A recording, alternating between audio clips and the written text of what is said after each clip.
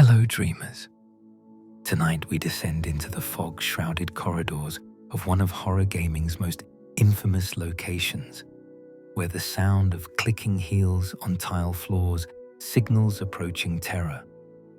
We're exploring the twisted evolution of Silent Hill's nurses, creatures that have haunted players' nightmares since the franchise began. These aren't simple monsters meant to startle you with cheap scares.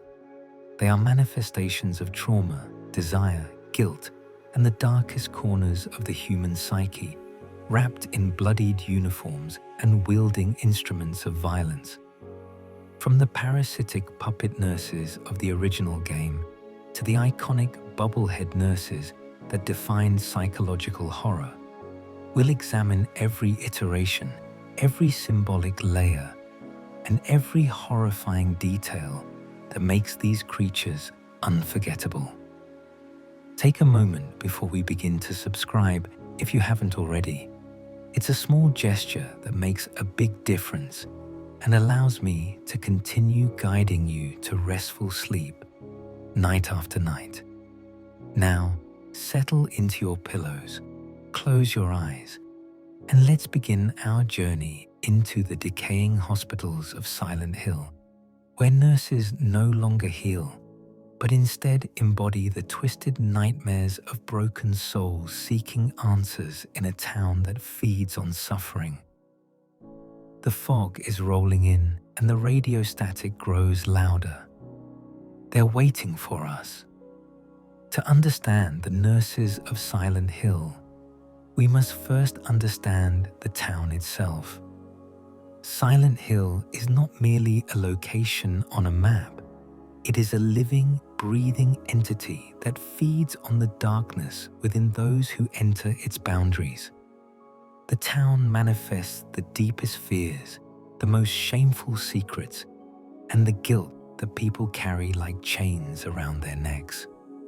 It takes these internal horrors and gives them physical form, creating an otherworld where reality twists and transforms into a personal hell.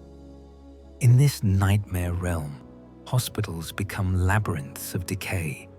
Institutions of healing transform into torture chambers, and nurses, symbols of care and compassion, become instruments of terror.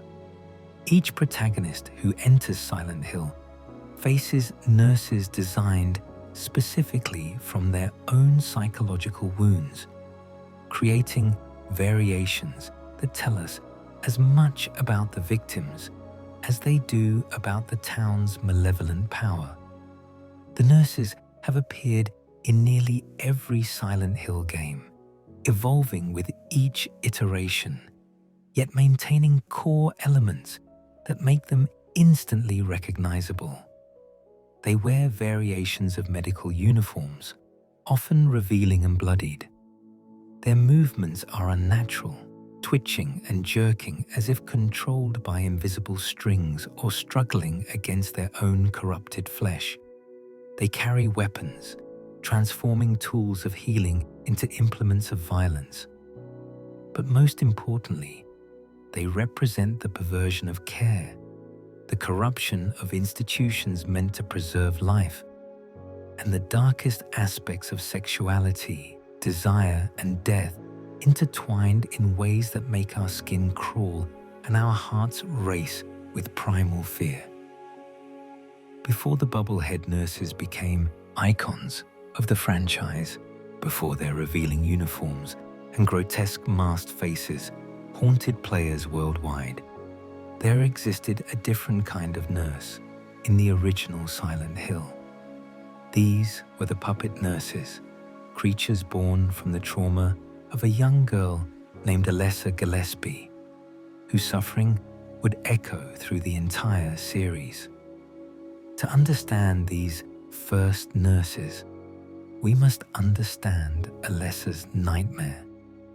Alessa Gillespie was born into a cult known as the Order, a fanatical religious group that believed they could summon their god into the world. Alessa, with her supernatural powers, was chosen as the vessel for this deity. In a ritualistic act of unfathomable cruelty, the cult, led by her own mother Dahlia Gillespie, set Alessa on fire, burning her alive in an attempt to impregnate her with their god. The young girl's screams echoed through the town as flames consumed her flesh, leaving her body horrifically burned, her skin charred and melted, her form barely recognizable as human. She survived, but only barely, kept alive in Alchemilla Hospital through constant medical intervention. For years, Alessa lay in that hospital bed, trapped in a body ravaged by burns, unable to die, unable to escape, forced to endure endless medical procedures and the constant presence of nurses and doctors who, while not members of the cult themselves, were complicit in keeping her alive for the Order's purposes.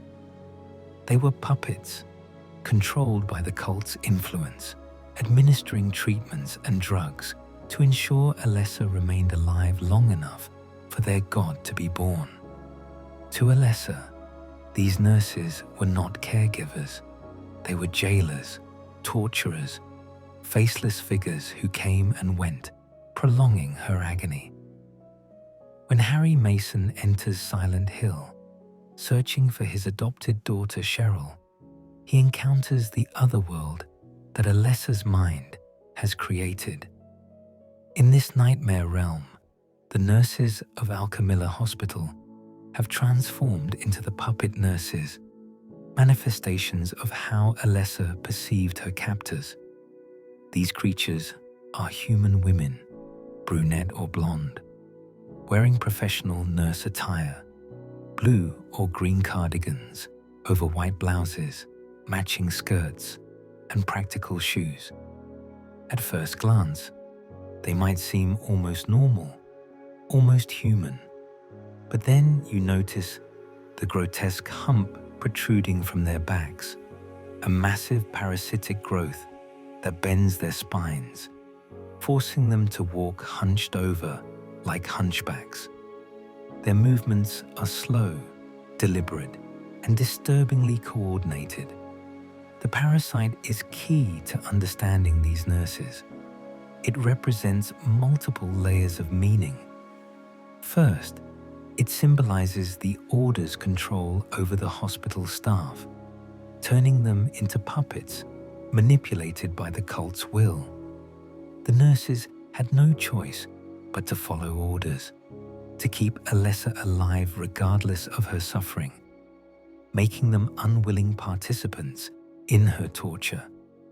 Second, the parasite might represent how Alessa viewed the god growing inside her, a foreign entity attached to her, controlling her, using her body as a host against her will.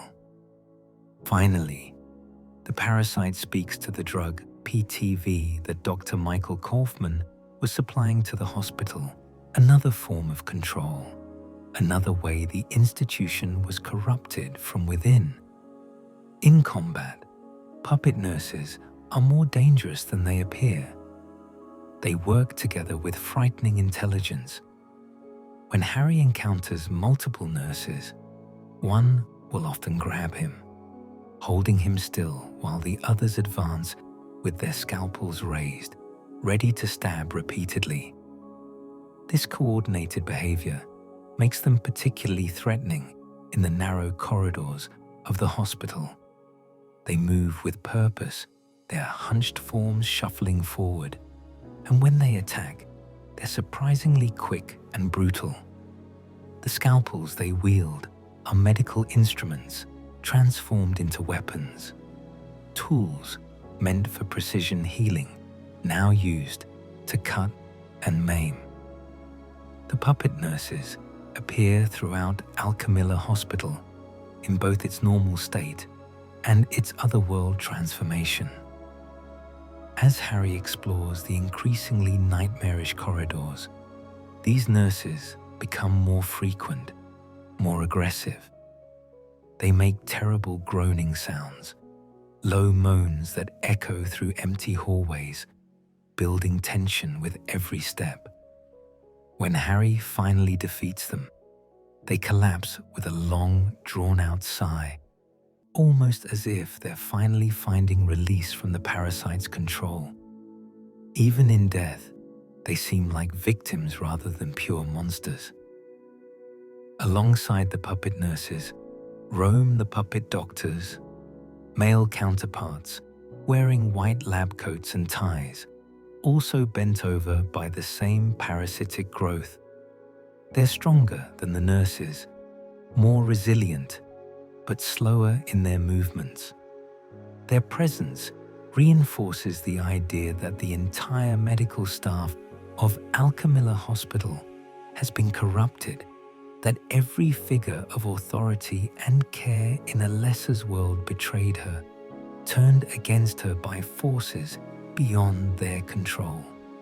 The puppet nurses established a template that would evolve throughout the series. They introduced the concept of nurses as manifestations of hospital trauma, of medical care twisted into something sinister. They showed how institutions meant to heal can become prisons, how caregivers can become captors, and how the vulnerable and suffering can come to see those who tend to them not as angels of mercy, but as demons prolonging their agony. Alessa's hatred and fear gave these nurses form, and through them, players experienced the horror of medical helplessness, of being trapped in a body that won't die, surrounded by people who won't let you. The design of the puppet nurses was relatively subdued compared to later iterations. They maintained a veneer of normalcy, their horror coming more from context and behavior than from grotesque physical transformation. This approach made them unsettling in a different way. They looked human enough that you could almost forget they were monsters until the parasite caught your eye, until they grabbed you with inhuman strength, until you realized these were once people now hollowed out and controlled by something else entirely. This subtle horror would give way to more overt grotesquerie in later games, but the psychological foundation remained the same. When Silent Hill 2 released in 2001, it brought with it the most iconic iteration of the nurses, the bubblehead nurses, creatures so perfectly designed, so deeply symbolic, that they would define the franchise and influence horror gaming for decades to come. These nurses are born from the mind of James Sunderland, a man drawn to Silent Hill by a letter from his wife Mary, who has been dead for 3 years. James's journey is one of guilt, repression, and the slow, agonizing revelation of terrible truths he's hidden even from himself. The bubblehead nurses are manifestations of his complex, contradictory feelings about his wife's illness, his suppressed sexuality, his anger at the medical system, and his deepest, darkest secret. Let us examine these creatures in detail, for every element of their design carries meaning. The bubblehead nurses appear in Brookhaven Hospital, where James searches for answers about Mary.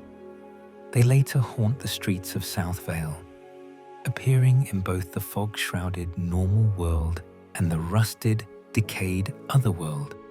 Each version has distinct characteristics, but all share core elements that make them instantly recognizable and deeply disturbing. The most striking feature is the head itself, encased in what appears to be a translucent vinyl mask pulled tightly over the face. The head is swollen, bulbous, misshapen.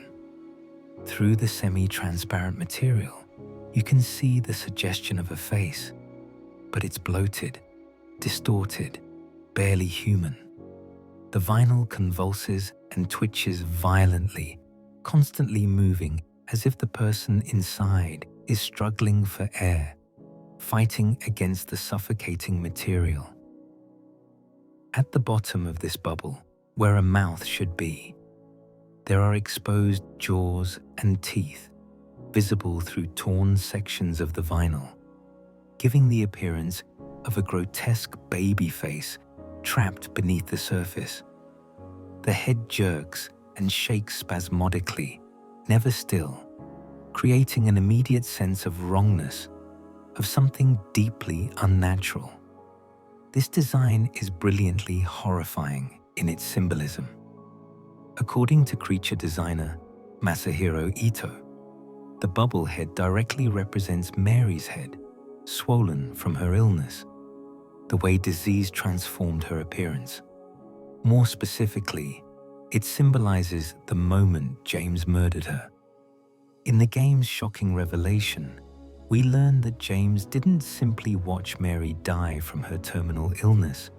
He killed her, pressing a pillow over her face, suffocating her to end her suffering and his own torment. The bubble head represents Mary's face. Under that pillow, struggling for air, the vinyl membrane like the fabric pressed against her skin.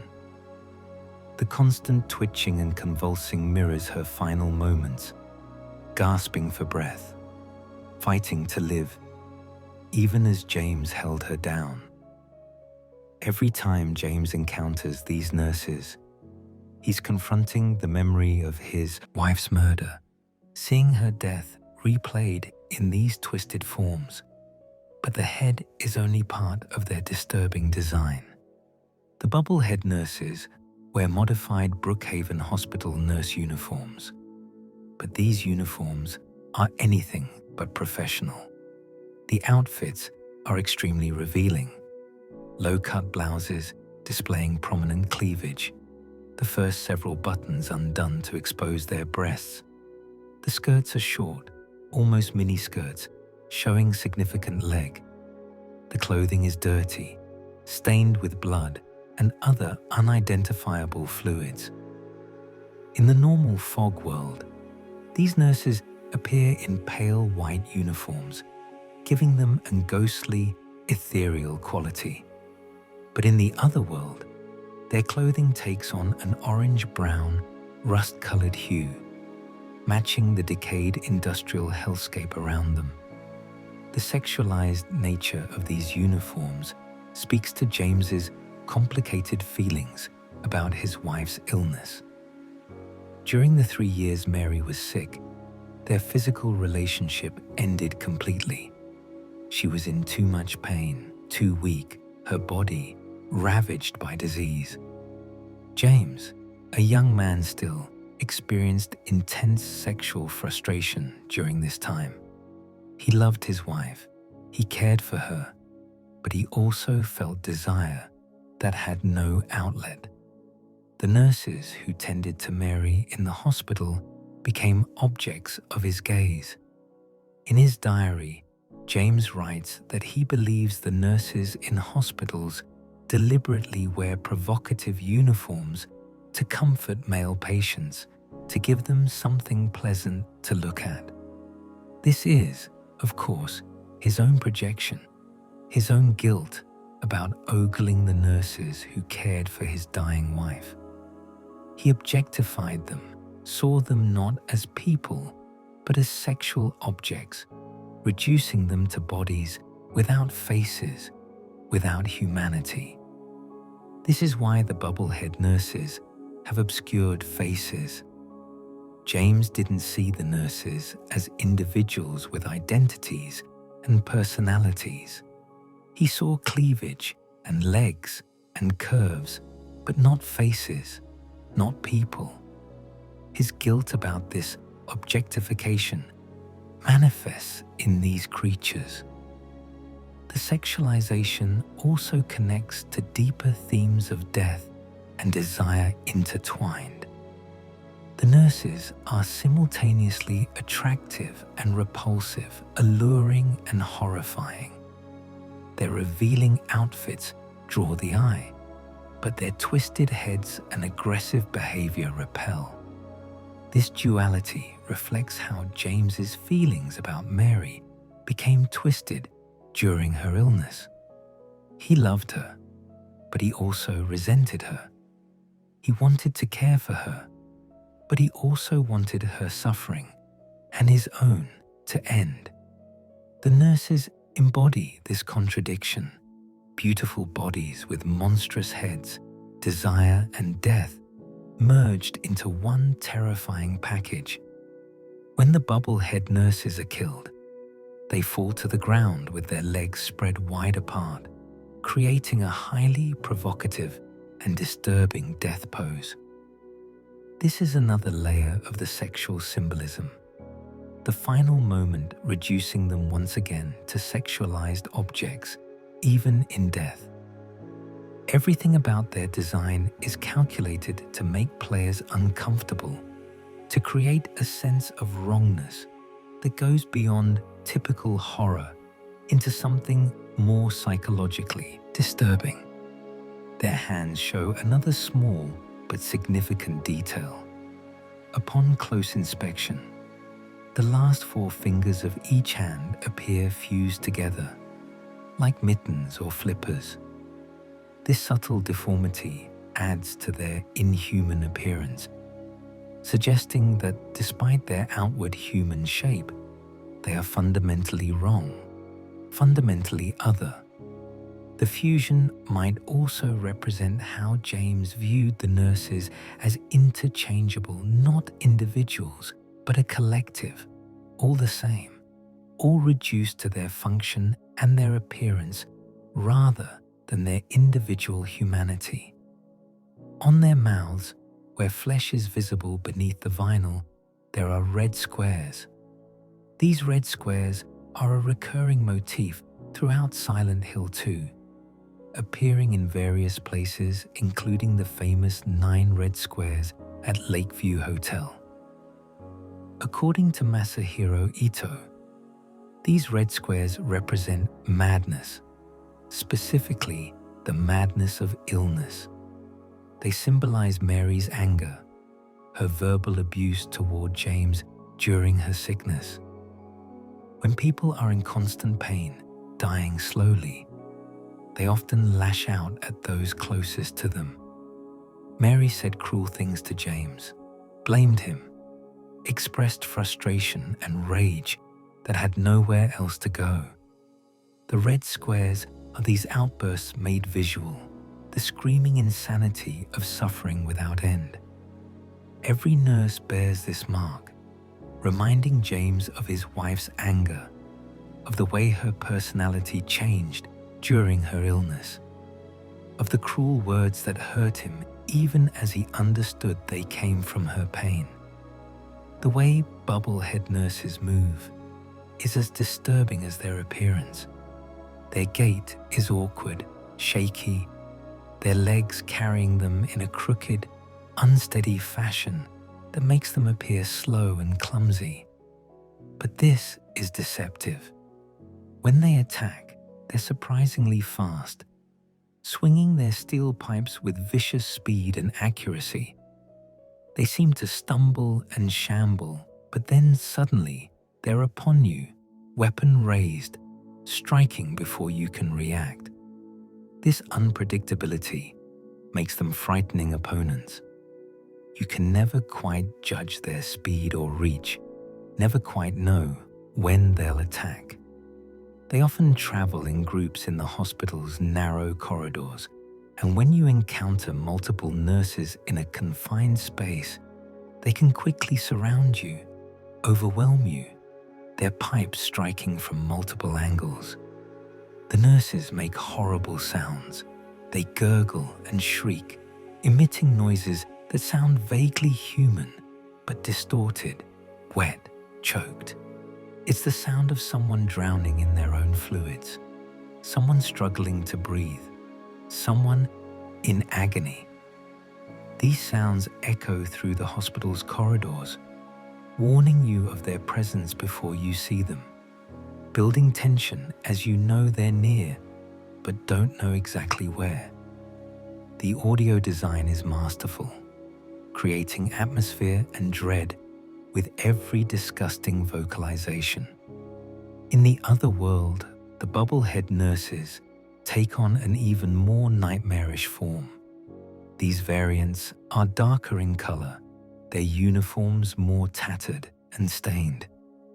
Most strikingly, they have parasitic growths on their backs and shoulders, bulbous protrusions that seem to be erupting from their flesh, and thin black spikes driven through their heads, like acupuncture needles or torture implements. A transparent membrane covers their nose and mouth area. These otherworld nurses are more aggressive, more dangerous, appearing in greater numbers and attacking more relentlessly. According to Masahiro Ito, this variant was a last-minute addition to the game, so its symbolism is less defined, but it serves as a darker reflection of Mary on her sickbed, perhaps representing the worst stages of her illness when her body was failing most severely. The bubblehead nurses are also connected to James's frustration with the medical system. Throughout Mary's illness, James felt helpless. He watched her suffer and die, and the doctors couldn't save her.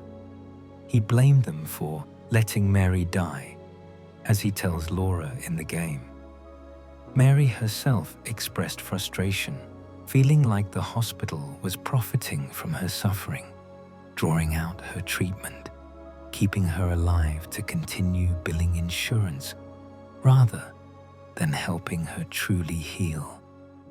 The nurses, as representatives of this failed medical system, embody James's anger at their perceived incompetence. The term bubblehead is actually an insult meaning someone foolish or stupid. By naming them this, James is expressing his contempt for the nurses he felt failed his wife. In one scene, Laura mentions a nurse named Rachel who was kind to Mary. James responds, "Who's Rachel?" revealing that he never bothered to learn the names of the nurses caring for his wife. He had already written them off, already lost faith in them, already reduced them to faceless objects rather than individuals who might actually care. The design of the bubblehead nurses was influenced by several sources. Masahiro Ito drew inspiration from the films The Exorcist 3 and Jacob's Ladder, both known for their disturbing, nightmarish imagery and psychological horror. He also looked at bondage fashion, incorporating elements of BDSM aesthetics into the nurses' revealing, constrictive clothing. Originally, Ito conceived the nurse's head as being like a condom, a semi-liquid bubble with a thin skin that would burst like a water balloon when shot. Technical limitations of the PlayStation 2 prevented this from being implemented, but the concept remained, giving the nurses their distinctive suffocating appearance. Ito also experimented with different types of nurses during development, including an acid variant and a twin-tailed version, but ultimately settled on the designs that made it into the final game. The bubblehead nurses appear not only in Brookhaven Hospital, but also on the streets of South Vale, the southern district of Silent Hill. Seeing them outside the hospital context is jarring and effective.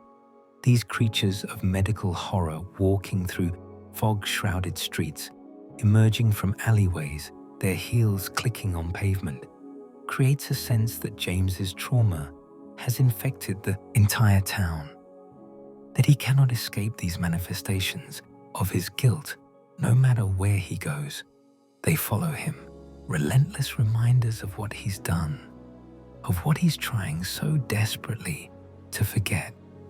The impact of the bubblehead nurses on horror gaming cannot be overstated. They became instant icons, recognized even by people who had never played Silent Hill 2. Their design was so striking, so effective, that they influenced countless horror games that followed. They established a template for psychologically symbolic enemies, showing that monsters could be more than just obstacles to overcome, but could carry deep narrative and thematic weight. The nurses proved that sexualization and horror could be combined in ways that were disturbing rather than titillating, that made players uncomfortable in productive ways, forcing them to confront complex feelings about desire, guilt, and death. When discussing the greatest horror game monsters of all time, bubblehead nurses are always mentioned alongside creatures like Pyramid Head, Resident Evil's zombies, and the necromorphs from Dead Space. They've appeared in countless top 10 lists, inspired fan art, cosplay, and analysis videos. They've been referenced and parodied in other media. They've become cultural touchstones, symbols of what makes Silent Hill special, what makes psychological horror work. Every subsequent Silent Hill game had to contend with their legacy, had to decide how to use nurses, whether to pay homage to these iconic designs or try to create something new while maintaining their spirit. In Silent Hill 2 Remake, released in 2024 by Bloober Team, the bubblehead nurses return, faithfully recreated with modern graphics that make them even more disturbing. Masahiro Ito redesigned them slightly for the remake, adding colored stockings because he felt the original design showed too much skin, and he wanted to emphasize that this was a new interpretation. The remake's enhanced visuals allow players to see details that weren't possible on the PlayStation 2. The texture of the vinyl mask, the wetness of blood on uniforms, the exact way their movements twitch and convulse. The remake proves that even over 20 years later, the bubblehead nurses remain terrifying, their design timeless, their symbolism still potent.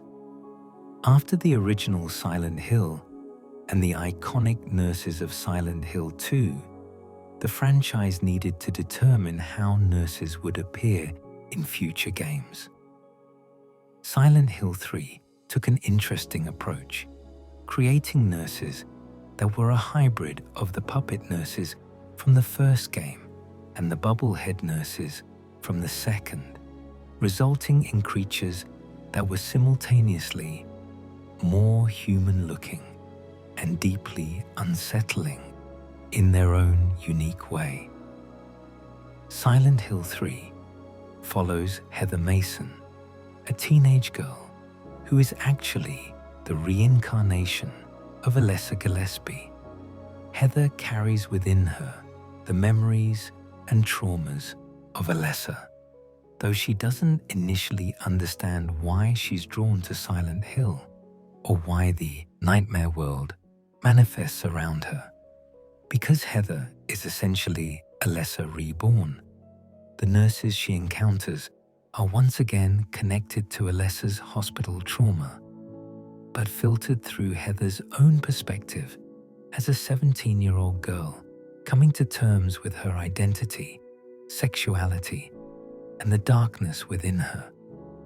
The nurses in Silent Hill 3 are simply called nurses without a more specific designation. They appear much more human than the bubblehead nurses, lacking the grotesque masked heads. Their faces are visible, and at first glance, they might almost seem normal. But then you notice the details that mark them as wrong, as monstrous. All of the nurses share an identical appearance: black bobbed hair cut to chin length, purple eyeshadow heavily applied, and purple lipstick. Their eyes are always closed, giving them a sleepwalking, dreamlike quality, as if they're moving through the world in a trance. Around their mouths is a massive red stain, similar to the red squares on the bubblehead nurses, but larger, more prominent, covering the entire lower half of their faces. It looks like they've been feeding on blood or coughing it up, the crimson stark against their pale skin. According to Masahiro Ito, the red stains represent madness, specifically Alessa's madness. These nurses are manifestations of Alessa's memories of her hospitalization, experienced now through Heather's consciousness. The closed eyes suggest willful blindness, the nurses refusing to see Alessa's suffering, closing their eyes to her pain, while continuing to administer treatments that kept her alive for the cult's purposes. They could also represent how Alessa saw the nurses as unconscious, unaware, simply following orders without thinking about the consequences of their actions. The nurses wear the standard Brookhaven hospital nurse uniforms, but these are dirty and disheveled. Like the bubblehead nurses, their uniforms are sexualized, with low-cut tops showing cleavage, short skirts revealing legs. This sexualization takes on different meaning in Silent Hill 3 because Heather is a young woman. The nurses might represent Heather's fears about sexuality, about growing into womanhood, about how society views and objectifies women's bodies. More specifically, they could symbolize Alessa's fear of pregnancy. Alessa was forced to carry the cult's god within her body, an unwanted pregnancy forced upon her through ritual and trauma. The sexualized nurses might represent the fear of becoming a woman and the vulnerability that comes with female sexuality, the way women's bodies can be used, invaded, forced to bear what they don't want. The black hair of the nurses is significant. Heather has blonde hair, but Alessa had black hair before the fire. The nurse's uniform, black bobs, might serve as a reminder to Heather of her original hair color, of the fact that she was once Alessa, that Alessa's trauma is her trauma, that she cannot escape this history. Every time she sees these nurses, she's seeing a reflection of her past self, a reminder of what was done to her in that other life. On the nurses' backs, there is a large red stain in the area where the puppet nurses had their parasitic growths. This detail serves as a visual link, suggesting that these Silent Hill 3 nurses are evolved versions of the puppet nurses, that the parasite has been internalized, that the corruption is now part of them, rather than something external controlling them. It's a subtle detail that rewards longtime fans who notice the connection. In terms of behavior, the Silent Hill 3 nurses are more aggressive and dangerous than previous iterations. They carry two types of weapons: steel pipes, like the bubblehead nurses, and revolvers. The nurses with guns are particularly threatening because they can attack from distance, firing shots that deal heavy damage. They're accurate with their pistols, forcing players to take them seriously, to prioritize them in combat. The nurses with pipes will swing at Heather when she gets close, and they're capable of performing pistol whips if you try to attack them at close range while they're armed with guns. The nurses make heavy panting noises as they wander the hospital corridors, breath coming in rapid, shallow gasps. When injured, they let out blood-curdling screams, shrieks of agony that echo through the building, chilling and effective in creating atmosphere. These vocalizations make them feel more alive, more present, more dangerous than silent enemies would be. You can hear them breathing around corners, warning you of their presence, building tension as you decide whether to fight or avoid them. If Heather has the perfume item equipped while in the hospital, the nurses will attack in much greater numbers, swarming her.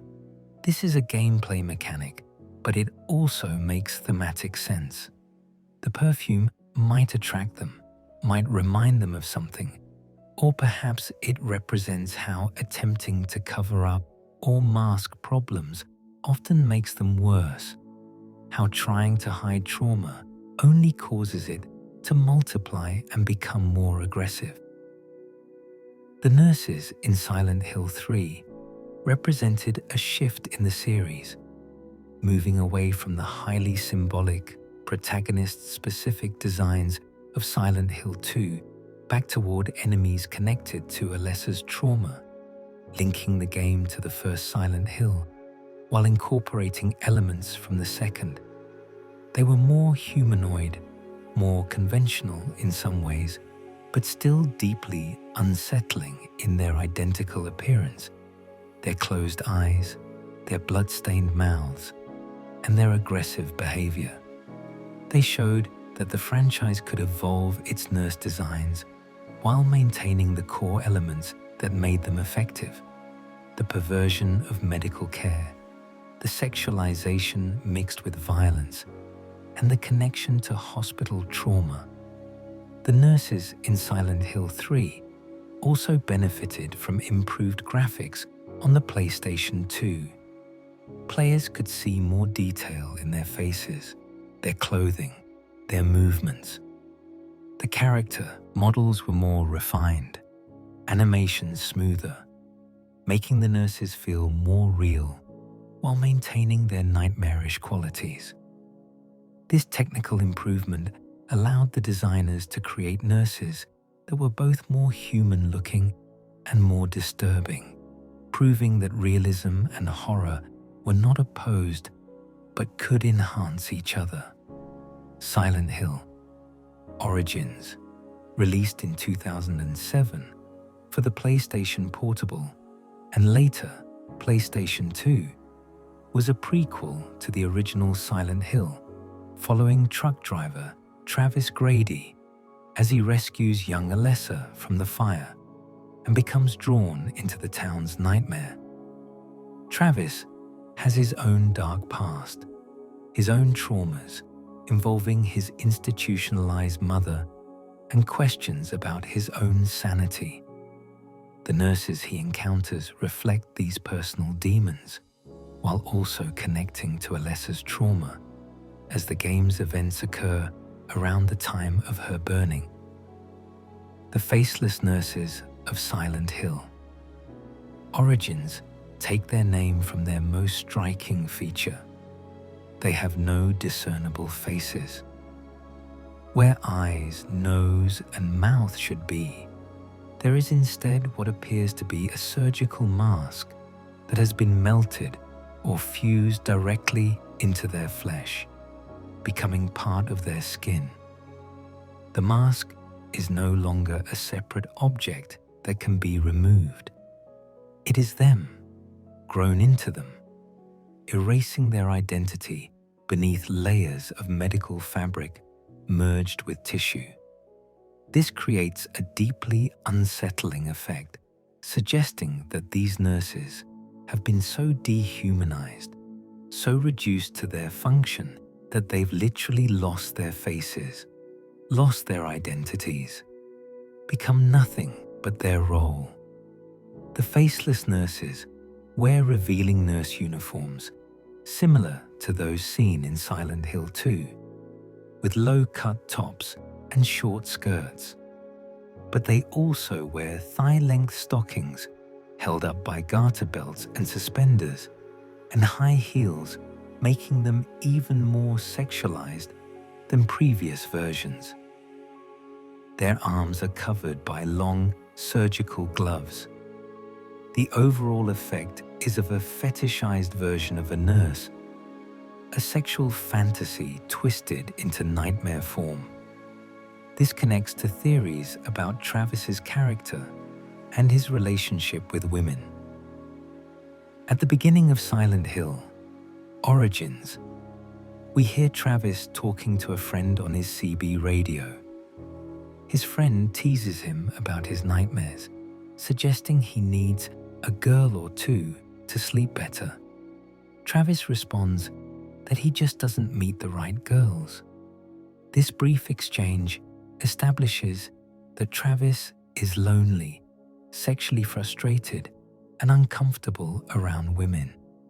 His profession as a long-haul trucker means he spends most of his time alone on the road, with limited social interaction and virtually no romantic prospects. Truckers are known for having strained or non-existent love lives due to the time-consuming and isolating nature of their work.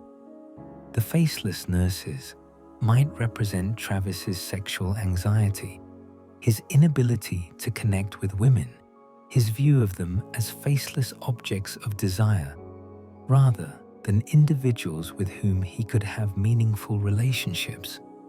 The nurses twitch more spastically than other versions, that their movements jerky and erratic. This excessive twitching might hint at Travis's general nervousness around women, his discomfort, his inability to act naturally.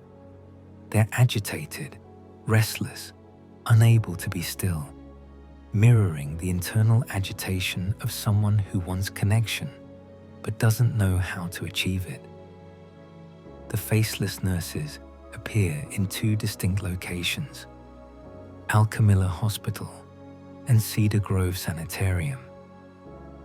In Alchemilla Hospital, they appear lighter in color, with flesh-toned skin and white surgical masks. In Cedar Grove Sanitarium, they're greener in color, as if rotting or decaying, and their faces are covered in bandages rather than just surgical masks. This color difference suggests different stages of decay or different emotional states, but gameplay-wise, they function identically. Cedar Grove Sanitarium is particularly significant because it's where Travis's mother, Helen Grady, was institutionalized. Helen tried to kill Travis when he was a child, claiming that people in mirrors told her he was a devil child who needed to be eliminated. She attempted to gas both herself and young Travis, leading to her commitment to the sanitarium. Throughout the game, Travis is forced to confront his feelings about his mother, about her madness, about the trauma of her attempted murder. The heavy presence of faceless nurses in the sanitarium suggests they might represent Helen, a woman in a mental hospital, a victim of illness and delusion. They could symbolize Travis's complicated feelings about his mother, how she was both a victim and an attempted murderer, both someone to pity and someone to fear. The faceless aspect might represent how Travis never truly understood his mother, never knew the woman behind the madness, only saw the illness without comprehending the person beneath. Some theories suggest that Travis might be a serial killer, that the bad ending of the game implies he succumbs to violent urges and becomes a murderer. If this interpretation is correct, The faceless nurses could represent his victims, women he may have killed, their faces removed to represent how he dehumanized them, saw them as faceless, nameless objects rather than people. The twitching could represent the shaking of his victims in their final moments, their death throes. This interpretation is darker and less confirmed than others, but it adds a layer of disturbing possibility to the nurse's design. The faceless nurses are armed with scalpels and syringes, medical instruments that are smaller and more precise than the steel pipes wielded by other nurses. These weapons connect them back to the puppet nurses from the original Silent Hill, creating a sense of continuity. Scalpels and syringes are intimate weapons, requiring close proximity, requiring skill, requiring a kind of medical knowledge. The nurses attack with forward slashes of their scalpels and attempting to stab with their needles. If they grab Travis, they'll pierce him with whichever weapon they're holding, requiring quick button presses to escape before taking serious damage. Combat against Faceless nurses reveals an interesting detail. They cannot see Travis if his flashlight is turned off. In darkness, he can move past them undetected. But if he shines light on them, they become immediately aggressive, as if the light awakens or activates them. This mechanic creates tense stealth gameplay where players must carefully navigate dark corridors, managing their light source to avoid alerting nurses. The light sensitivity might represent how Travis's fears become activated when examined, when brought into conscious thought, when illuminated by self-awareness. In darkness, ignorance, repression, the fears are dormant, but shine light on them, acknowledge them, and they become dangerous. One of the most memorable moments involving the faceless nurses occurs in the butcher shop, where Travis witnesses a large monster called the Butcher, a creature similar to Pyramid Head, brutally murdering a nurse. The Butcher grabs a trembling faceless nurse by the neck, lifts her into the air, and drives his massive cleaver into her abdomen, cutting downward between her legs in a horrifically violent and sexual act. He then drops her corpse and walks away. Later, Travis finds the nurse's body dragged to the front of the shop, her wound spread open, her internal organs exposed. This scene is shocking and disturbing, showing that even the monsters are not safe from violence in Silent Hill, that brutality exists on multiple levels. It also connects to themes of sexual violence, of women as victims, of the Butcher as perhaps a manifestation of Travis's own violent potential or his fear of violence. The faceless nurses in Silent Hill. Origins were part of the game's attempt to maintain the series' horror aesthetic while telling Travis's unique story. They succeeded in being disturbing and fitting the game's themes, while clearly owing a debt to the bubblehead nurse's design. They showed that the nurse concept could be adapted to different protagonists while maintaining core elements: medical horror, sexualization, loss of identity, and connection to personal trauma. Silent Hill: Homecoming, released in 2008, was developed by Double Helix Games rather than the original Team Silent, marking a shift in the series.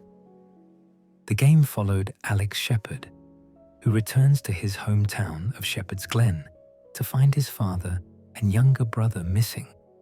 Alex believes he's a soldier returning from combat, but the truth is far more disturbing.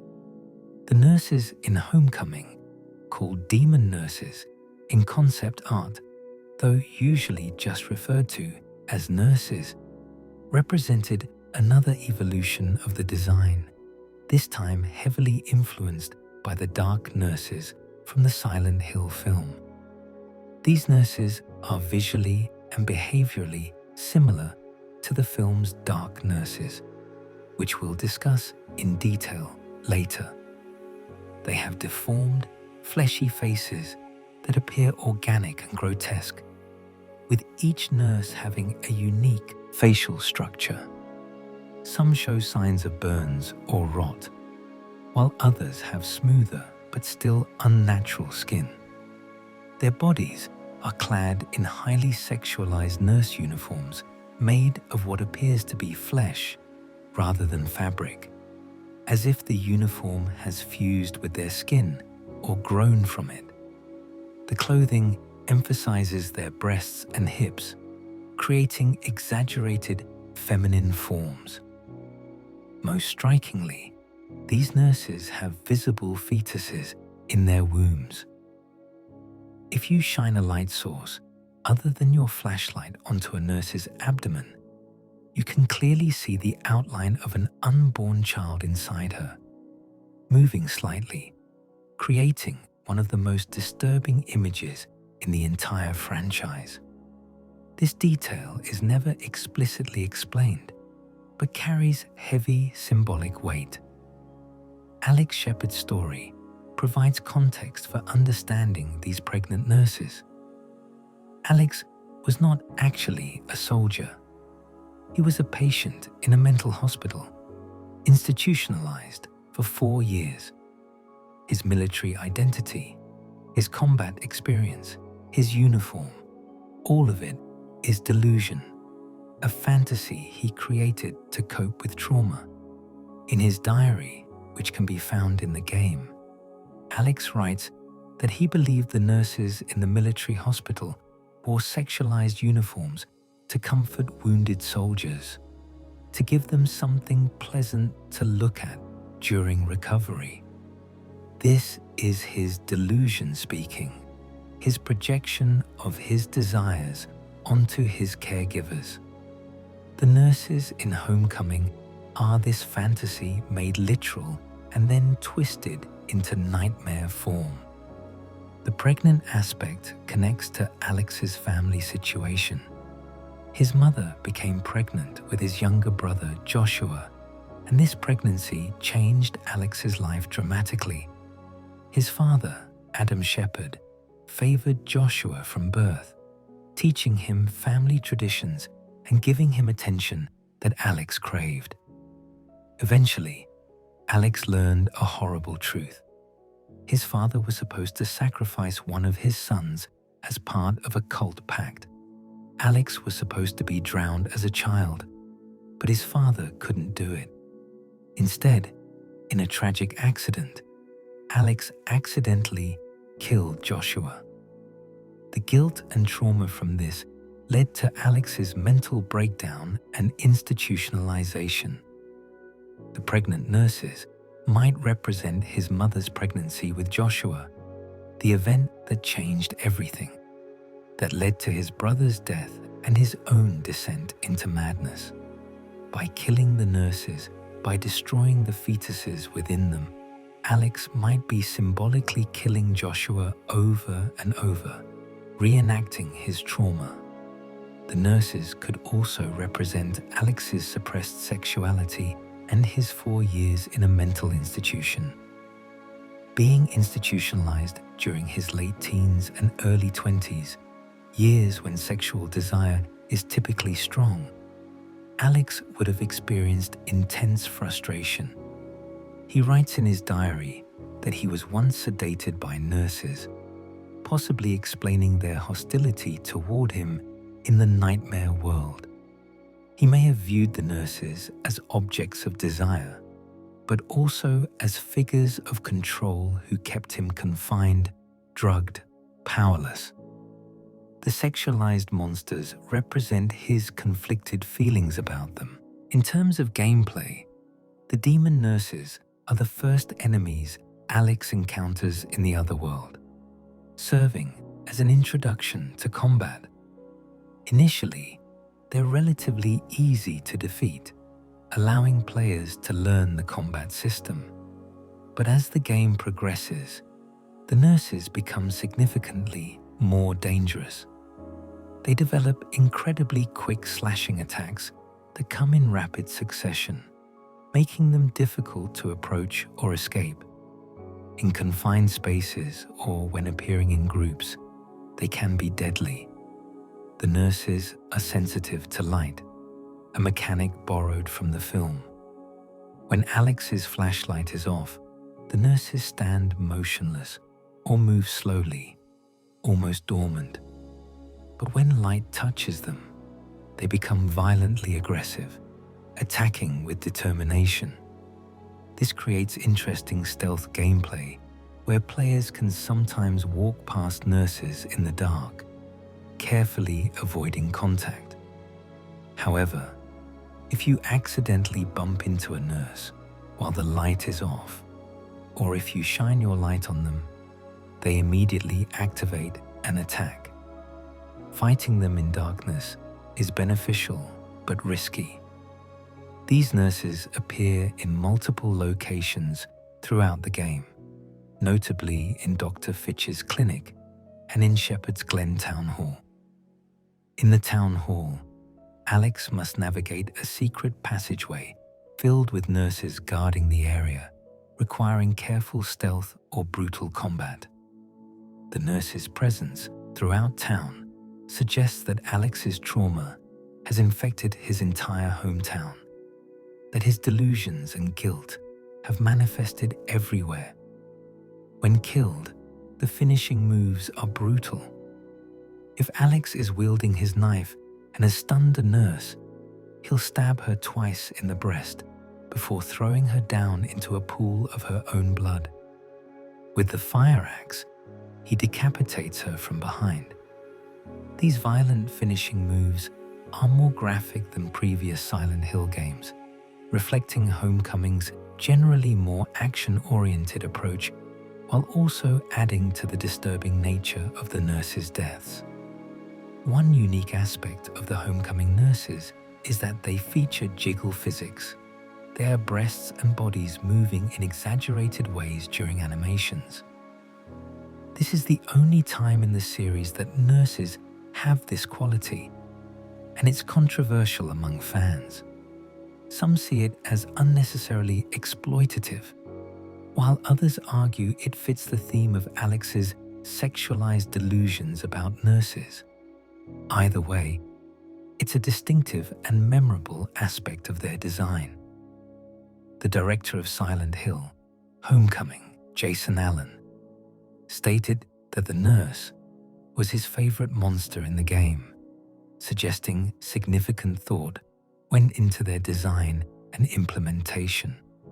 The nurses in Homecoming represented an attempt to blend elements from the games and films, creating creatures that felt familiar to Silent Hill fans while introducing new, disturbing elements like the visible fetuses.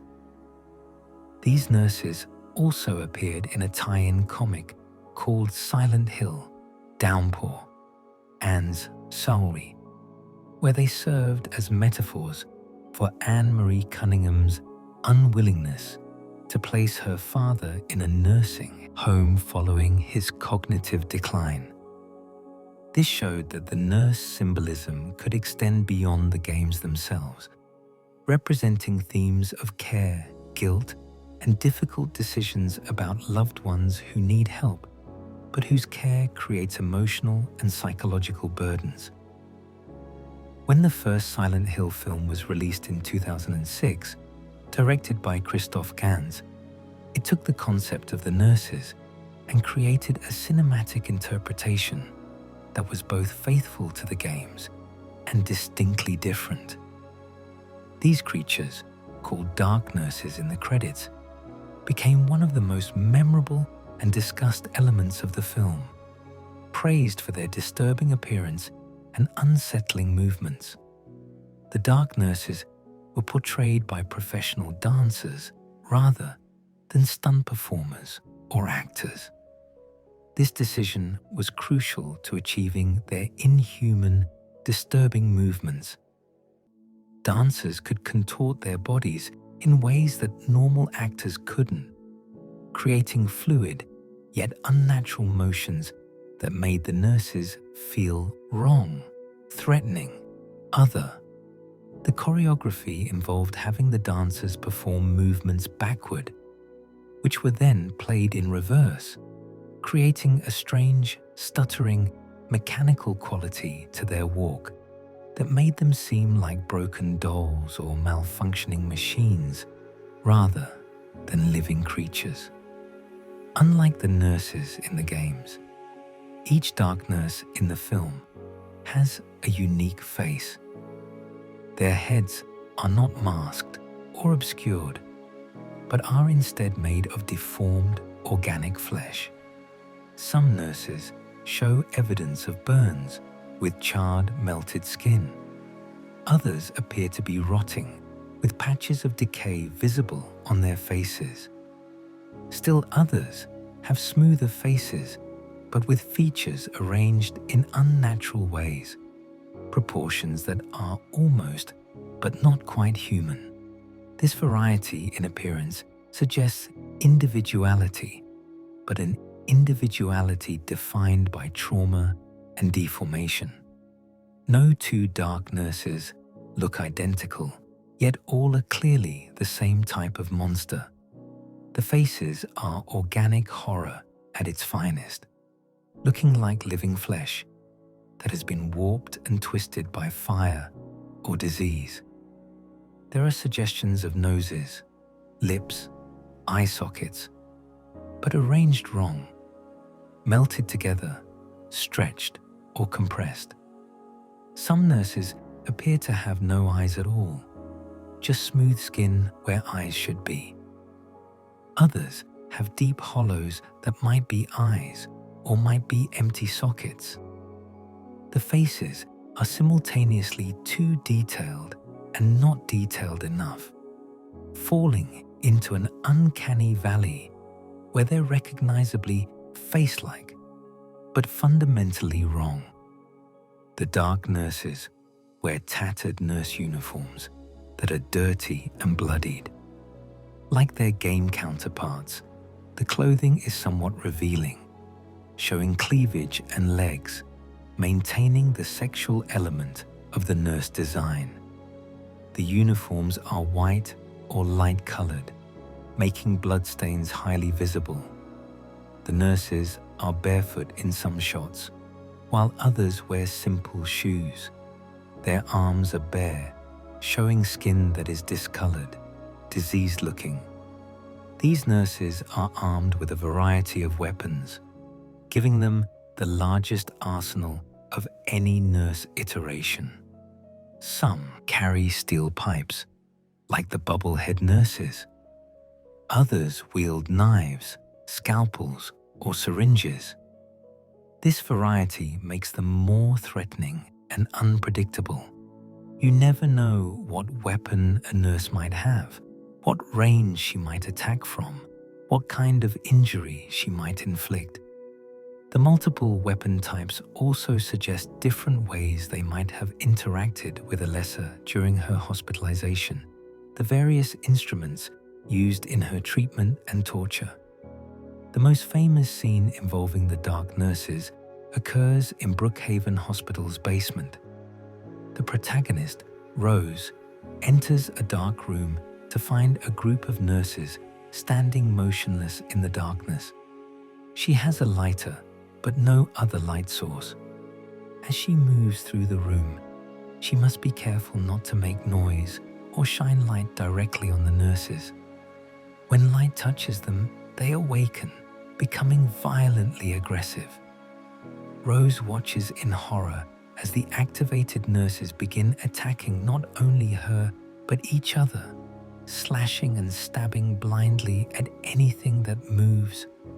The nurses kill each other in their frenzy, reducing their numbers even as they try to kill Rose.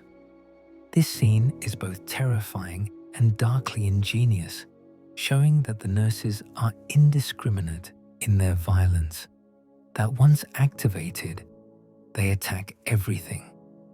The light sensitivity of the dark nurses is directly inspired by the mannequins from Silent Hill 2 and 3. Like those creatures, the nurses remain dormant in darkness, but activate when light touches them. This mechanic translates well to film, creating incredible tension as Rose must navigate the room, knowing that any moment her light might wake the monsters surrounding her. The scene is shot beautifully, with shafts of light cutting through darkness, silhouettes of nurses visible in the gloom, the constant threat of discovery. The dark nurses' movements are mechanical and twitchy, their bodies moving in sharp, angular motions. When they walk, it's with a stuttering gait, as if they're puppets being jerked around by strings. When they attack, they're fast and brutal, slashing with their weapons in wide arcs. The combination of their burned, deformed faces and their unnatural movements creates a deeply unsettling effect that stands out even in a film full of disturbing imagery. These nurses are manifestations of Alessa Gillespie's trauma, as in the first game. The film explores how Alessa was burned by a cult and how her pain transformed Silent Hill into a nightmare. The nurses represent how Alessa saw the medical staff who kept her alive, who prolonged her suffering. Their burned faces mirror Alessa's own burned body, suggesting she saw them as sharing her deformity, as if their complicity in her torture marked them with the same fire that scarred her. Their facelessness, or more accurately, their deformed faces, represents how Alessa never connected with her caregivers, never saw them as individuals, only as agents of her suffering. The sexual element of their appearance might represent Alessa's self-consciousness about her own body after the burns. She would never grow up to be a beautiful woman, never have the kind of body that society deems attractive. The nurses, with their revealing clothing and prominent curves, might represent the beauty she'll never have, the femininity denied to her by her burns. It could also represent jealousy, resentment that the nurses could leave the hospital, could have normal lives, could be free, while Alessa remained trapped in her burned body in a hospital bed. The dark nurses appear again in Silent Hill. Revelation, the 2012 sequel film. Their role is smaller in this film, but they maintain their distinctive appearance and behavior. By this point, they're representing Heather's memories and fears, connecting to her identity as Alessa's reincarnation. The nurses in Revelation might symbolize Heather's anxieties about becoming a woman, about growing into adulthood, themes that were present in Silent Hill 3 as well. The film nurses had a significant impact on the franchise. Their design influenced Silent Hill. Homecoming's nurses directly, with the game's demon nurses being essentially interactive versions of the dark nurses. They showed that the nurse concept could work in cinema, that their horror translated from interactive medium to passive viewing. The scene in the hospital basement became iconic, frequently cited in discussions of the best moments from video game adaptations. Critics praised the nurses' design and the choreography of their movements. The decision to use dancers was highlighted as a masterstroke, giving the creatures a quality that CGI alone couldn't have achieved. The practical effects, the actual people in costume and makeup, made them feel more present, more real, more threatening. Even viewers who didn't love the film often cited the nurses as a high point, a successful translation of Silent Hill's horror to the screen. Beyond the main Silent Hill games and films, nurses have appeared in various spin-off titles, merchandise, and special events. These appearances show the enduring popularity and flexibility of the nurse concept, demonstrating that these monsters work in multiple contexts and formats. Silent Hill, Book of Memories, a 2012 dungeon crawler for the PlayStation Vita, featured nurses as some of the first enemies players would encounter. In this spin-off, they're simply called nurses rather than having a specific designation. Players could encounter 3 variants: light, blood, and steel versions, each aligned with the game's karma system. The nurses appeared from the first zone onward, armed with steel pipes, attacking in groups. They were fairly fast and would attempt to surround the player, though individually, they didn't deal massive damage and were relatively easy to kill, especially from range. They had a weakness to steel pipes, ironically the same weapon they wielded.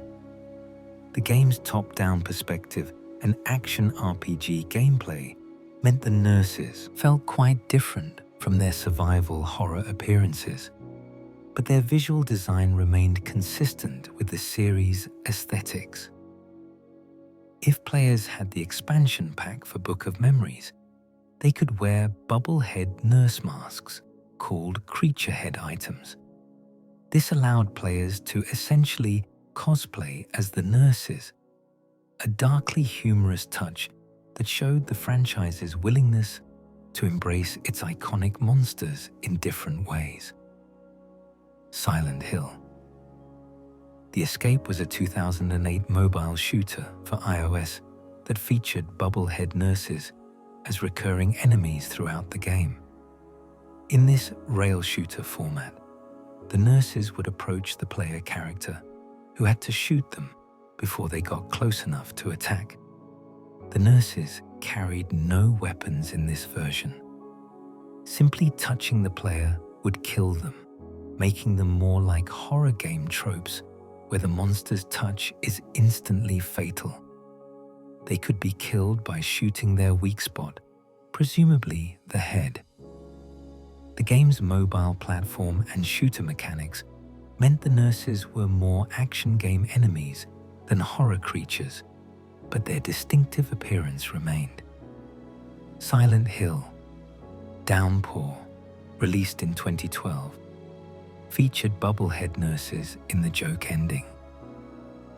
In this humorous, non-canon ending, called Surprise, bubblehead nurses appear at Murphy Pendleton's surprise birthday party, alongside James Sunderland, Mary Sunderland Shepherd, Laura, Heather Mason, and various other characters from the series. It's a silly, light-hearted cameo that shows the nurses as harmless party guests rather than terrifying monsters. These joke endings are a tradition in Silent Hill, providing comic relief after the psychological horror of the main game, and including the bubblehead nurses in Downpour's joke ending highlighted their status as series icons. The nurses have been featured in crossover content as well. In the game Super Bomberman R, released in 2017, a bubblehead nurse appears as a playable character called Bubblehead Bomber. According to the character description, she's a monster who stalks an abandoned hospital on the barren planet Silent Hill and will sometimes fall prey to Pyramid Head. Although she takes the form of a nurse, her true form is unknown. Instead of wielding a pipe, Bubblehead Bomber wields a giant bendy straw, a humorous touch that makes her fit Bomberman's cartoonish aesthetic. This crossover shows that Silent Hill's nurses are recognizable enough to appear in completely different franchises and genres. In March 2021, Silent Hill content was added to the asymmetric horror game Dark Deception, Monsters and Mortals, including the nurse as a playable monster character. This allowed players to control a Bubblehead nurse, using her abilities to hunt down other players. The inclusion in this multiplayer horror game introduced the nurses to a new audience and gave longtime fans a chance to experience being the monster rather than fleeing from it. Silent Hill merchandise has heavily featured the nurses, recognizing their popularity among fans. Multiple companies have produced Bubblehead nurse figurines and statues. Numbskull Designs released an official 9-inch Bubblehead nurse statue featuring highly detailed sculpting, including her dirty nurse attire, metal pipe weapon, the translucent liquid trap mask, and signature warped pose. The statue came with a themed base showing a toppling hospital trolley and the metal pipe. It was praised for its quality and attention to detail, with hand-painted features bringing out the horror of the design. Metzco Toys created an LDD, Living Dead Dolls, presents Silent Hill 2 Bubblehead nurse figure, standing 10 inches tall with 5 points of articulation. This figure featured an all-new head sculpt depicting the creature's grotesque appearance and came outfitted in the nurse's uniform. It was packaged in a window box, perfect for display, marketed toward collectors ages 15 and up. These collectibles showed that there was a market for high-quality Silent Hill merchandise, and that the nurses were among the most desired characters to own. PlayStation Home, Sony's now-defunct virtual world for PlayStation 3, offered a Bubblehead nurse costume that avatars could wear. This allowed players to dress as the iconic monster, walking around the virtual space as one of Silent Hill's most recognizable creatures. The nurses have appeared in countless pieces of fan art, cosplay, and independent projects. Their distinctive design makes them popular subjects for artists, and their mix of horror and sexuality makes them compelling for cosplayers. At gaming conventions worldwide, Bubblehead nurse cosplays are common, showing the enduring appeal of the design. These various appearances and merchandise demonstrate that the nurses have transcended their origins as enemies in a horror game. They've become cultural icons, recognizable symbols of the Silent Hill franchise and of psychological horror gaming more broadly. They work in different contexts, from serious horror to humorous crossovers, from high-quality collectibles to mobile games. This versatility is part of what makes them so enduring. To fully appreciate Silent Hill's nurses, we must examine why they're so effective at creating fear. What is it about these creatures that makes them so memorable, so disturbing, so successful as horror monsters? The answer lies in multiple layers of psychological manipulation, each building on the others to create something that resonates with our deepest anxieties. First, there is the universal experience of hospitals. Almost everyone has been in a hospital at some point, whether as a patient, a visitor, or simply passing through. Hospitals are liminal spaces, places between health and sickness, life and death. They smell of antiseptic and illness. They're filled with people in pain, with machines that beep and hum, with procedures that hurt even as they heal. We go to hospitals in our most vulnerable moments, when our bodies have failed us, when we need help we cannot provide for ourselves. We surrender control to strangers in white coats, trusting that they know how to fix us. Nurses are the face of this healthcare system, the people who spend the most time with patients, who administer treatments, who witness suffering up close. In reality, nurses are overwhelmingly caring, dedicated professionals who choose a difficult career out of a desire to help others. But in hospitals, especially when we're scared or in pain, nurses can also seem powerful, controlling, even intimidating. They tell us what to do, when to eat, when to sleep. They cause pain in the act of helping, inserting needles, changing bandages, moving us when we hurt. A nurse approaching with a needle or a bedpan can be a source of anxiety, even when we know they're helping us. Silent Hill takes these mixed feelings about hospitals and nurses and amplifies them into nightmare fuel. The nurses are no longer caregivers. They're wielding their medical knowledge and their instruments as weapons. The scalpels that should heal instead cut to kill. The syringes that should deliver medicine instead deliver death. The hospital that should be a place of recovery becomes a labyrinth of horror. The inversion is complete, and it works because it's taking something familiar, something we all know, and showing us its dark mirror.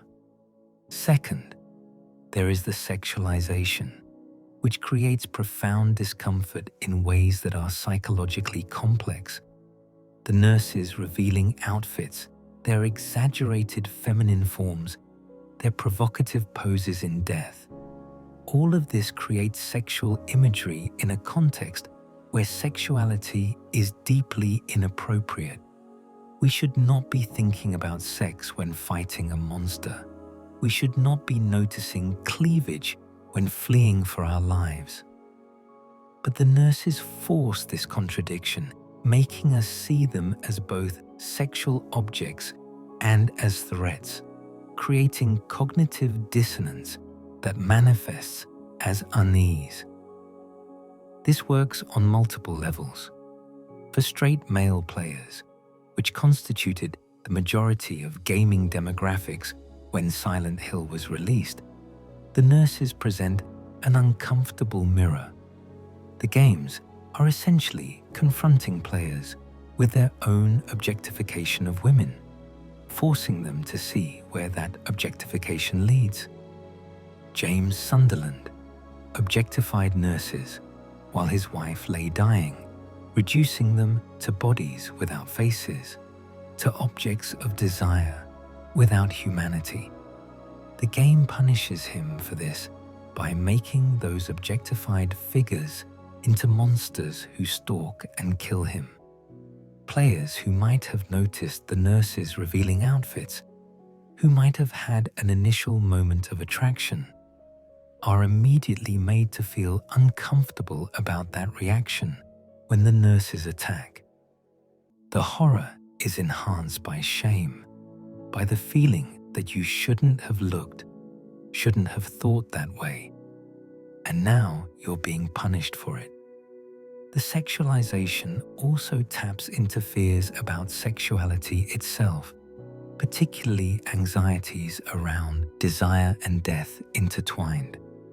In Freudian psychology, there's the concept of eros and thanatos, the life drive and death drive, sex and death as fundamental opposing forces that are nonetheless intimately connected. The nurses embody this duality perfectly. They're objects of desire and agents of death simultaneously. They represent sexual frustration, repressed urges, guilt about desire, fear of women, fear of impotence, fear of being vulnerable during intimate moments. Different players will respond to different aspects, but the combination of sexuality and violence is universally unsettling. Third, there is the body horror, the visible wrongness of the nurse's physical forms. The bubble head, nurses' swollen, convulsing heads create visceral disgust. The image of something struggling beneath a membrane, of a face suffocating under vinyl, triggers our empathy and our revulsion simultaneously. We know what suffocation feels like. We understand the panic of being unable to breathe. And seeing it depicted in the nurses' constantly twitching heads makes us uncomfortable on a primal level. The suggestion of a baby's face beneath the mask adds another layer of wrongness, connecting to fears about pregnancy, birth, children in danger, the corruption of innocence. The nurses' movements contribute to this body horror. They don't walk correctly. They twitch and jerk, their bodies moving in ways human bodies shouldn't.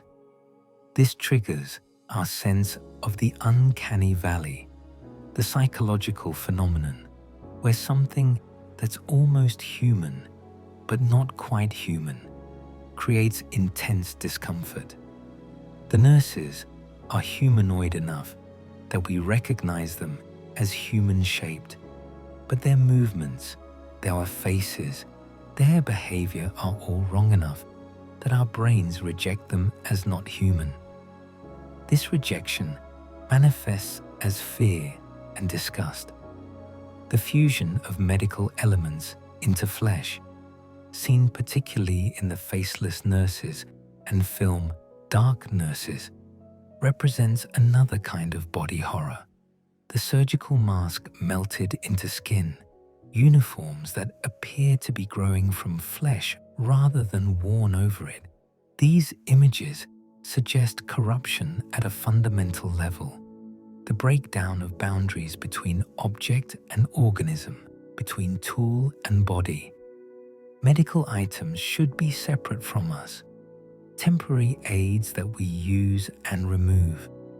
When they become permanent parts of us, when they fuse with our flesh, it suggests something has gone terribly wrong, some violation of natural law.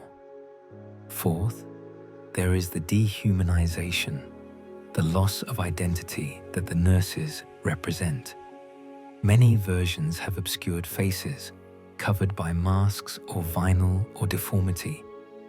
Even when faces are visible, as in Silent Hill 3, the eyes are closed, suggesting a kind of sleepwalking unconsciousness. The nurses are not individuals. They're uniform, interchangeable, defined entirely by their role and their appearance.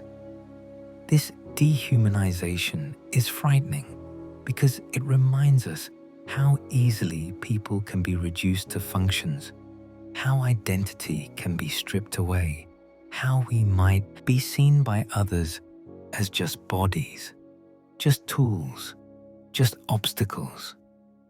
The nurses also represent fear of institutionalization, of being trapped in medical systems, of losing autonomy. When we're in hospitals, we wear gowns that expose us. We're given numbers and room assignments. Nurses come and go according to schedules we don't control. We have to ask permission for basic activities. For someone experiencing this loss of control, especially during extended illness, nurses can come to represent the system itself, the institution that has power over you. Silent Hill takes this and makes it literal. The nurses are the institution. They are control. They are loss of freedom, and they're hunting you through corridors from which there is no escape. Fifth, there is the symbolic layer, the way the nurses carry thematic weight beyond their immediate presence. They're not just monsters to be fought. They represent the protagonist's guilt, trauma, repressed desires, and darkest secrets. Fighting the nurses is fighting your own demons made literal. This symbolic dimension gives them weight that simple jump-scare monsters lack. When James Sunderland faces a bubblehead nurse, he's facing his memory of killing Mary, his guilt over desiring other women, his anger at the medical system, his complicated feelings about his wife's illness. All of that is in each encounter, giving every fight emotional and narrative significance. The nurses also represent larger themes. The corruption of institutions meant to help us, the way suffering can twist perception, how trauma changes how we see the world, the dark side of desire, the connection between sex and death, guilt and punishment, care and control. These are weighty themes, and the nurses carry them effectively precisely because their design is so thought out, so deliberately layered with meaning. A lesser horror game might just put scary nurses in a hospital. Silent Hill puts manifestations of psychological trauma that happen to take the form of nurses, and that distinction makes all the difference. Finally, there is the element of personal trauma made universal. While each version of the nurses is connected to a specific protagonist's psychology, the core fears they represent are universal enough that players can relate even without sharing the exact circumstances. We all have regrets, guilt, moments we wish we could take back. We all have desires we're uncomfortable with, thoughts we don't want to acknowledge. We all fear illness, death, loss of control, being helpless. The nurses tap into these universal anxieties while maintaining their specific narrative purposes, creating a kind of double recognition where players understand both what the nurses mean to the character and what they might mean to ourselves. Behind every terrifying aspect of Silent Hill's nurses is the vision of Masahiro Ito, the artist whose monster designs defined the franchise's aesthetic. Understanding Ito's approach to design helps us appreciate why the nurses work so well and why they've endured as horror icons for over 2 decades. Masahiro Ito was born on June 1st, 1972, in Saitama, Japan. He graduated from the graphic design department of Tama Art University and joined Konami in 1997, where he became part of Team Silent, the internal development team responsible for the early Silent Hill games. Ito served as background and creature designer for the original Silent Hill, then as art director and creature designer for Silent Hill 2, and finally as art director, creature, and background designer for Silent Hill 3. His work on these 3 games established the visual identity of the franchise. Ito's philosophy on monster design was revolutionary for the time and remains influential today. In interviews, he's explained that he deliberately avoided orthodox demon designs, the typical horned, clawed, fanged monsters that populated most horror games. Instead, he preferred to make enemies mostly human, but distorted in unique ways, creating creatures that were recognizable as human-shaped but wrong, in specific, meaningful ways. This approach is rooted in the idea of turning what humans are accustomed to into monsters, making the familiar unfamiliar. The genius of this approach is that it makes the horror more personal and more disturbing. When monsters look completely alien, like space creatures or fantasy beasts, we can maintain psychological distance. They're other, completely separate from us. But when monsters look almost human, when they're based on human forms and human experiences, that distance collapses. We see ourselves in them, or we see what we might become, and that's far more frightening.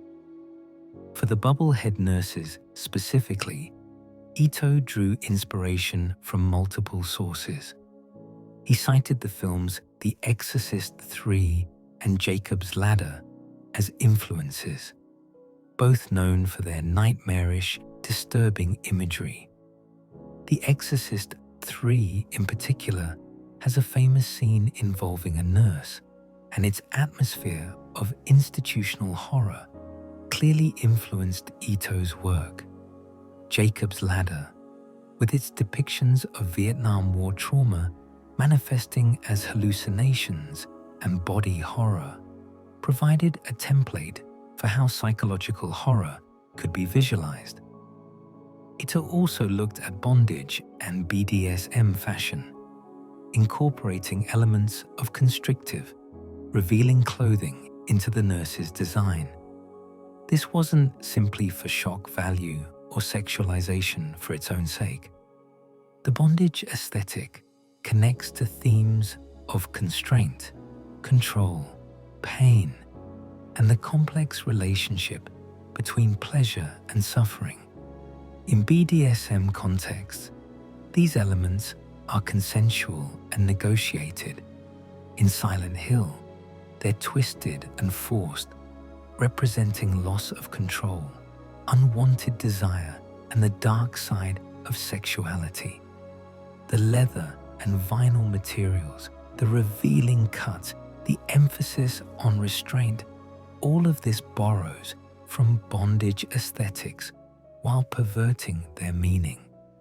Originally, Ito conceived the nurses' heads as being even more grotesque than what appeared in the final game.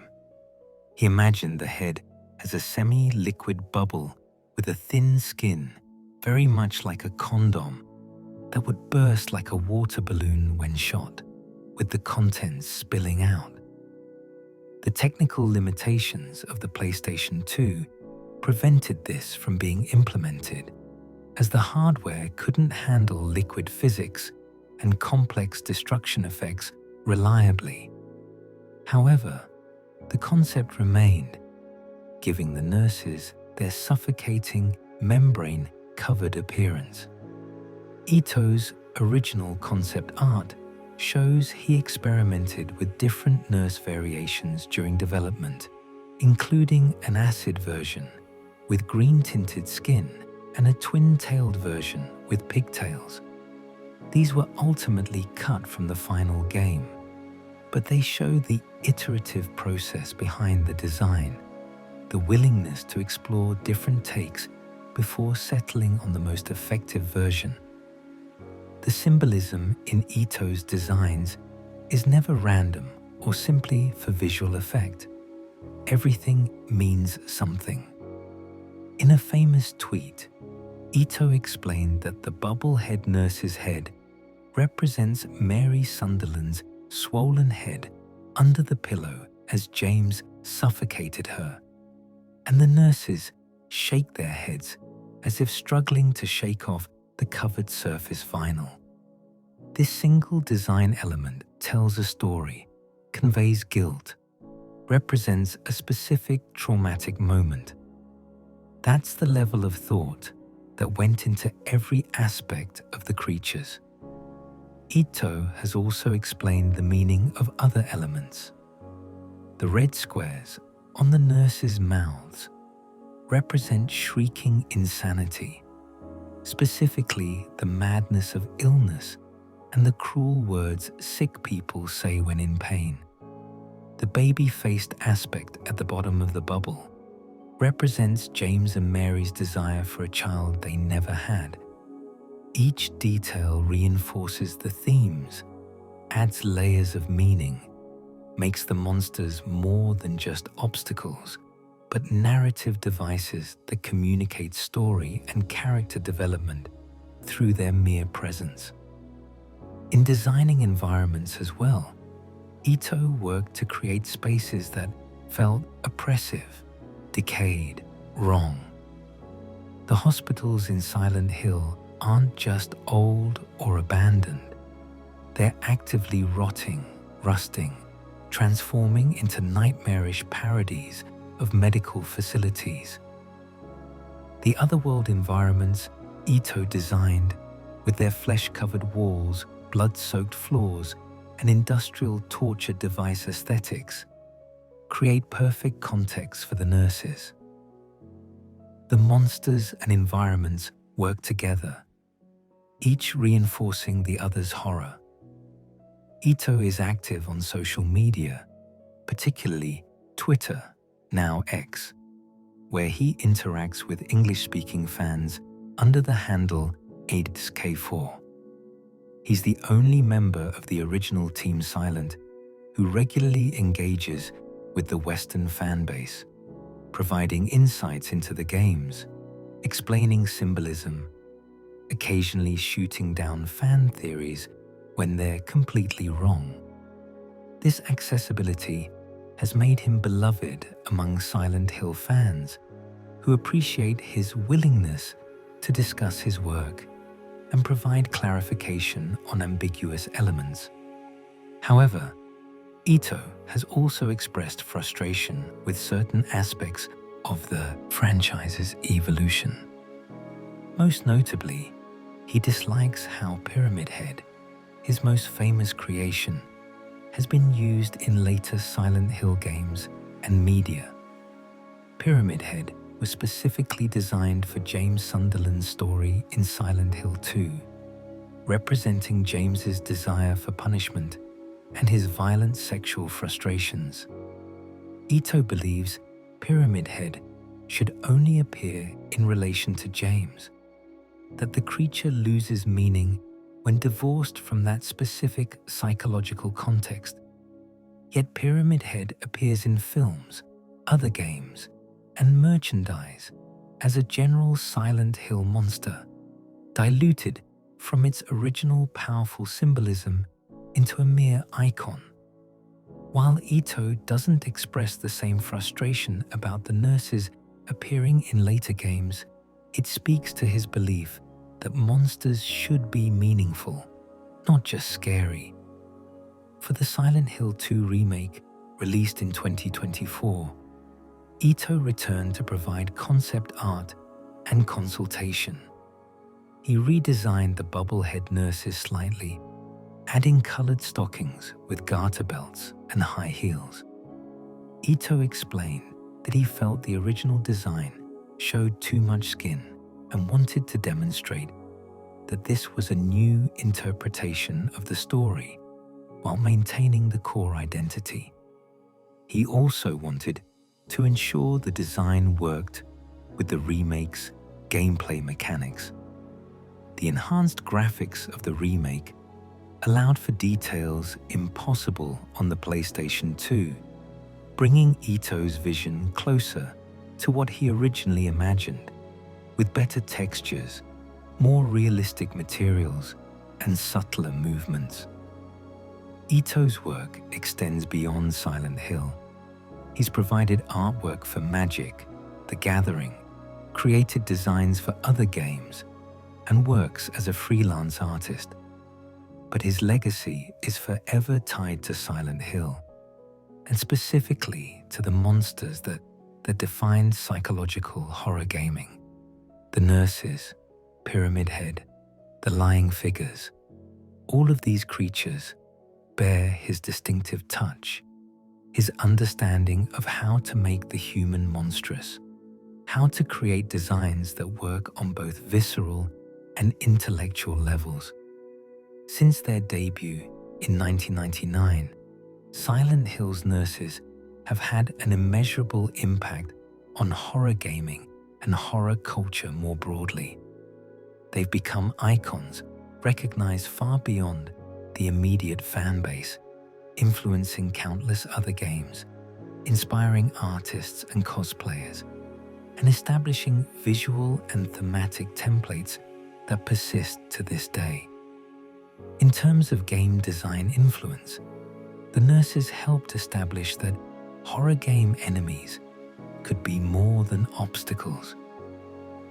Before Silent Hill, most survival horror enemies were relatively straightforward.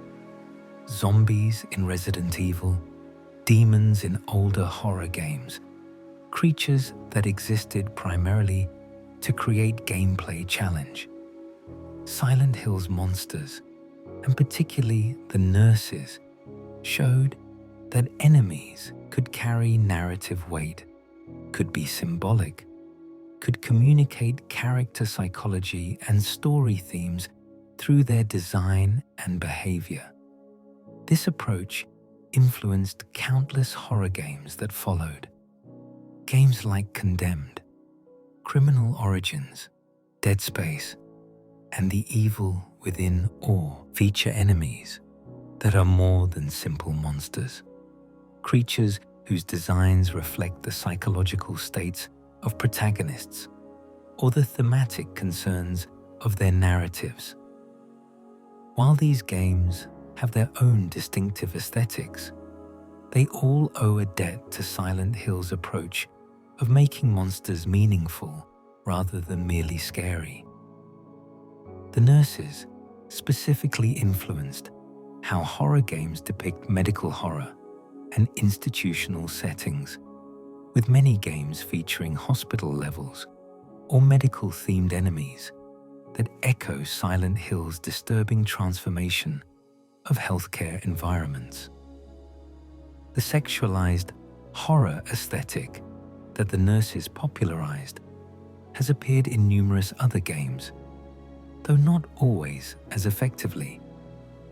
Many games have featured monsters or enemies that combine sexual imagery with violence or body horror, attempting to create the same discomfort. Some succeed, while others feel exploitative or juvenile. The difference often comes down to whether the sexualization serves a thematic purpose, as it does in Silent Hill, or whether it's simply adding sexuality for shock value or titillation. The nurses work because their sexualization is uncomfortable, not attractive, because it serves James's character arc and the game's themes of guilt and repression. Beyond gaming, the nurses have influenced horror culture more broadly. Their distinctive appearance has been referenced in countless pieces of media, from horror films to music videos to art projects. The image of a nurse with an obscured face, revealing uniform and weapon has become a recognizable horror archetype, a shorthand for institutional horror and body horror combined. Even people who have never played Silent Hill often recognize the aesthetic, absorbed into cultural consciousness through exposure to fan art, cosplay, and references in other media. The nurses have become popular subjects for fan artists, inspiring countless illustrations, paintings, sculptures, and digital art pieces. These artworks range from faithful recreations of the game designs to creative reinterpretations from serious horror art to humorous takes, from sexualized pin-up versions to abstract conceptual pieces. The nurses' strong visual identity makes them compelling subjects, recognizable enough to be identified quickly, while complex enough to invite reinterpretation. Cosplay of Silent Hill nurses is common at gaming and horror conventions worldwide. The bubblehead nurse, in particular, is a popular choice, with cosplayers creating elaborate costumes complete with handmade bubblehead masks, nurse uniforms, and props like steel pipes. These cosplays demonstrate the enduring appeal of the design and the creativity of the fanbase in bringing these digital monsters into physical reality. Some cosplayers achieve remarkably accurate recreations, while others put their own spin on the design, but all show affection for these iconic creatures. The collectibles market has embraced the nurses enthusiastically. Multiple companies have produced high-quality statues and figures, recognizing that there's significant demand for premium Silent Hill merchandise. These collectibles often sell out quickly and retain their value on secondary markets, indicating strong, ongoing interest. The nurses are among the most frequently produced Silent Hill collectibles, alongside Pyramid Head, showing their status as franchise mascots. Compared to other iconic horror game monsters, the nurses hold a unique position. They're perhaps not quite as universally recognized as Resident Evil's zombies, or as singularly iconic as Pyramid Head, but they're more versatile, appearing in more games and contexts, capable of being adapted to different protagonists' psychologies while maintaining their core identity. This adaptability is part of their strength. While Pyramid Head is forever James's monster, the nurses can be anybody's manifestation of medical horror, sexual anxiety, and institutional trauma. The nurses also represent a specifically Japanese approach to horror. While Western horror often emphasizes explicit violence and jump scares, Japanese horror, particularly in the tradition of J-horror films like Ringu and Ju-on, emphasizes atmosphere, suggestion, and psychological dread. The nurses bridge these approaches, being explicit in their violence but subtle in their symbolism, horrifying in their appearance but meaningful in their design. This fusion of Eastern and Western horror sensibilities is part of what made Silent Hill resonate globally, and the nurses exemplify this cross-cultural appeal. In discussions of the best video game monsters, horror game rankings, and analyses of what makes effective horror design, the nurses appear constantly. They're studied in game design courses, analyzed in academic papers about video games and horror, discussed in YouTube video essays and podcasts. They've transcended their origins as enemies in a video game to become subjects of serious critical discourse. Examples of how game design, art direction, and narrative theming can combine to create something truly memorable and meaningful. The longevity of the nurses' appeal is remarkable. Over 25 years after their introduction, they remain frightening, remain relevant, continue to appear in new Silent Hill content. The Silent Hill 2 remake success in 2024 introduced the nurses to a new generation of players, many of whom had only heard of these creatures secondhand. Reviews consistently mentioned the nurses as highlights, praising both their faithful recreation and the enhancements that modern technology allowed. The fact that a monster designed from 2001 can still terrify players in 2024 speaks to the timelessness of Ito's work and the fundamental psychological effectiveness of the design. As we reach the end of our journey through the twisted corridors of Brookhaven Hospital and beyond, we can appreciate why Silent Hill's nurses have endured as one of horror gaming's most powerful creations. They work on every level that horror monsters should work on. Visually distinctive, immediately recognizable, disturbing to look at, unnerving in their movements, and layered with psychological and thematic meaning that rewards deeper consideration. The nurses are not just obstacles to overcome or threats to flee from. They are mirrors reflecting the darkness within the protagonists who face them. Physical manifestations of guilt, trauma, repressed desire, and the complicated emotions that surround illness, sexuality, and death. They represent the perversion of care into violence, the transformation of healing institutions into prisons of pain, and the way our own minds can turn anything, even symbols of compassion, into instruments of torture when we're trapped in cycles of guilt and self-punishment. From the parasitic puppet nurses of Alessa's nightmare to the iconic bubblehead nurses of James's guilt-ridden journey, from the blood-stained creatures haunting Heather to the faceless terrors stalking Travis, from the pregnant demon nurses of Alex's delusions to the dark nurses of the films. Each iteration has brought something new while maintaining the core elements that make these creatures effective.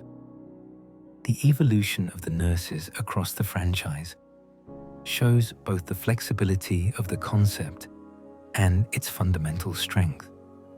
Medical horror, sexual anxiety, body horror, and psychological symbolism combine in different proportions for each protagonist. But the result is always disturbing, always memorable. What makes Silent Hill's nurses timeless is that they tap into universal fears and experiences.